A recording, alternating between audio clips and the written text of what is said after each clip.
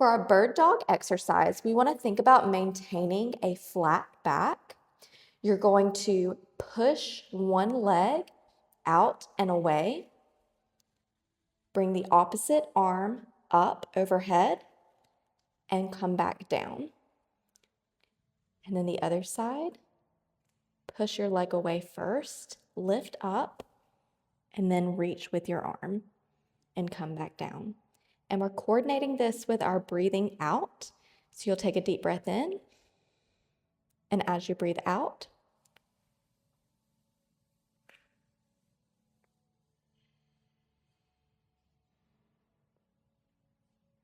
and breathe in